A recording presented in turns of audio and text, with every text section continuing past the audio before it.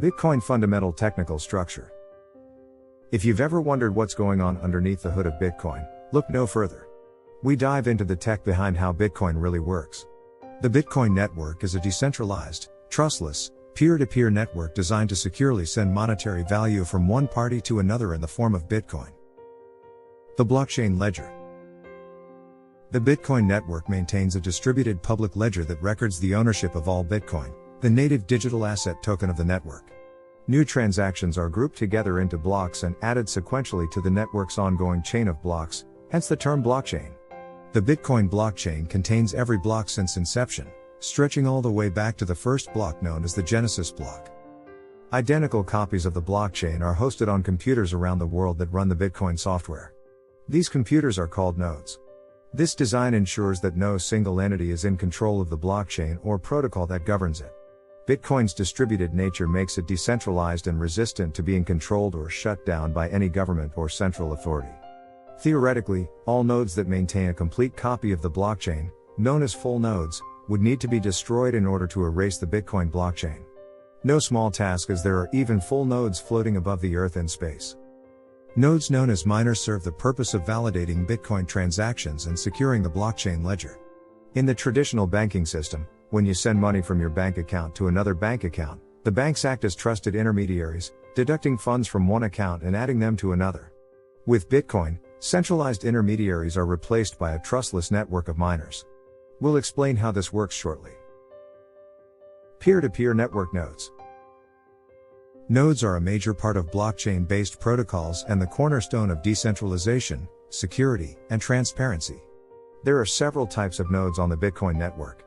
When a user connects to the Bitcoin network to send or receive Bitcoin, her computer acts as a node.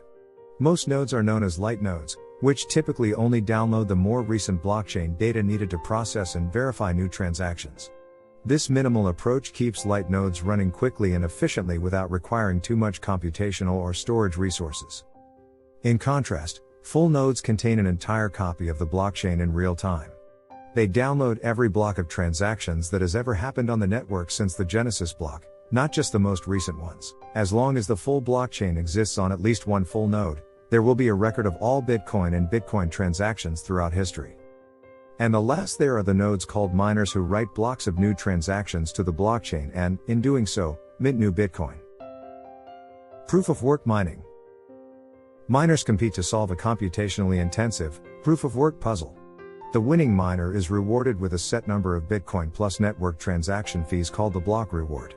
One miner wins the block reward roughly every 10 minutes, regardless of the amount of processing power that miners collectively bring to bear on the network. More processing power only increases a miner's chances of winning.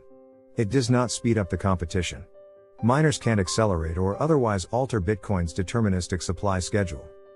The puzzle requires a miner to create a new block by taking all of the network's new and unconfirmed transactions, as well as information from the previous block, i.e., its block header, and hash them using the SHA-256 algorithm.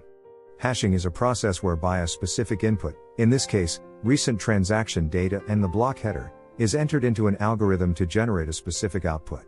A miner must take this input and guess a number called a nonce that when entered together into SHA-256, will generate an output that satisfies the output threshold set by the Bitcoin protocol.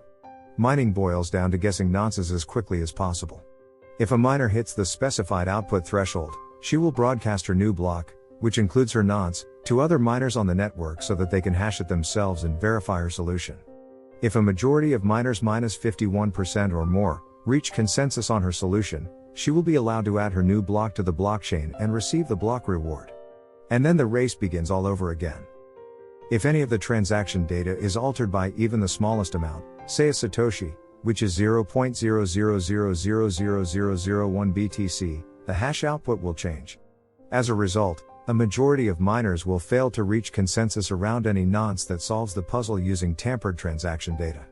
This prevents a dishonest miner from winning and encourages miners to act scrupulously with their precious computational resources. Bitcoin mining is an elegant design that serves the dual purpose of validating transactions and minting new Bitcoin. But there's more, because mining requires computer processing power, i.e., energy. There is a real cost to minting Bitcoin, which gives it digital scarcity. This mimics real-world gold production in as much as they both require energy to mine. But unlike Bitcoin, gold mining does not serve to validate and process transactions. Bitcoin mining does both. Bitcoin block. Each Bitcoin block is limited in size to 1 megabyte of data.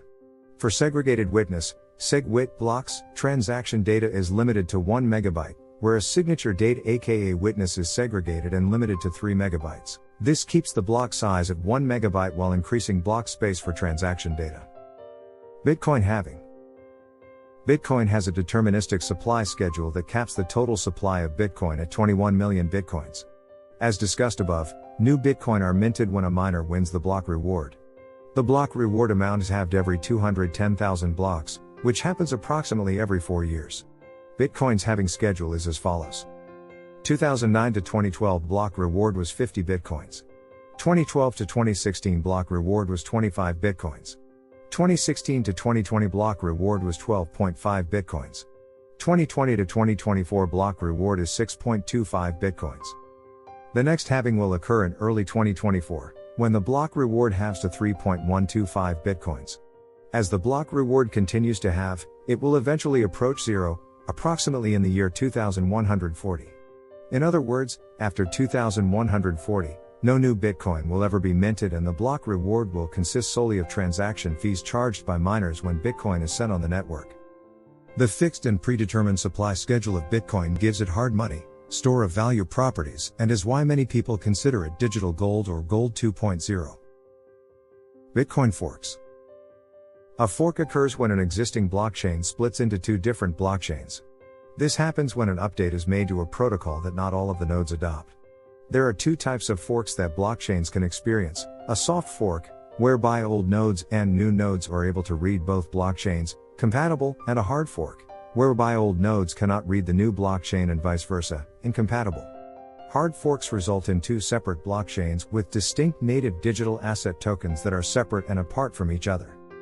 When updates are made to the Bitcoin protocol, individual nodes must determine if they will upgrade and accept the new changes or not. If a constituent of nodes within the network refuses to adopt the changes, then a hard fork results.